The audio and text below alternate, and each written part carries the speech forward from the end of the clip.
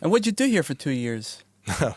Learn Spanish. No, I worked here. I had a job actually not too far. Well, I guess kind of on the other side of 9 de Julio from where we're sitting here.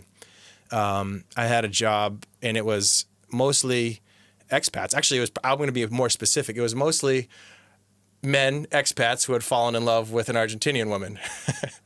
And it happens, dude. It happened to me. Well, look, so, the reason I mentioned that specifically is because I didn't have a DNI. I worked in an office. It was just a trucking. It was sketchy is what it was, but I worked in this company without papers. It's just like everything here is sketchy.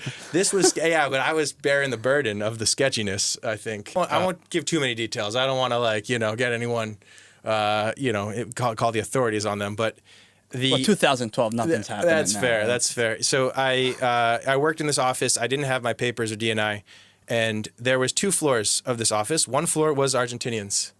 The other floor was expats without papers. I swear to you, I'm not making this up. 2 floors, one above the other.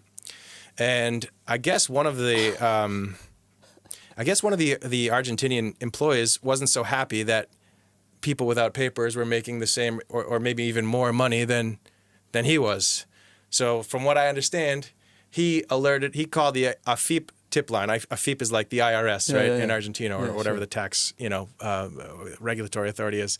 So he alerted the authorities. And one day we're sitting there and we're told to shut our computers down because AFIP is in the lobby of the building doing a raid because, they had been tipped off. And I'm sweating because I'm like, what is going to happen here? Am I going to get deported? What's in store for me? So they apparently they brought AFIP to the floor where the Argentinians were, and we had to sit in silence while we could hear the footsteps above. I'm like, this is too much, man. And so I guess I survived in a AFIP raid, and I didn't work there anymore after that session. Could you see yourself living here? Yeah. I mean, we talk about it.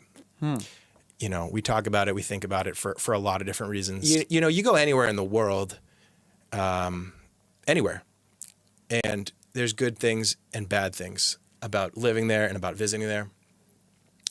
And I think in Argentina, the good things are really good, and the bad things are really kind of bad. It's definitely. But the good outweighs the bad, most importantly, by far. Like anything in life, not even where you live. You got to make sacrifices. There's sacrifices to choosing a place to live and raise a family. Now, we have 3 kids. I have a career. Ali has a career. We have a house. It's not you can't just. It's not just her and I anymore. We flip the switch and say, let's book a trip. One-way ticket. Totally. So, but yeah, definitely a fondness in my heart and something that we talk about and think about.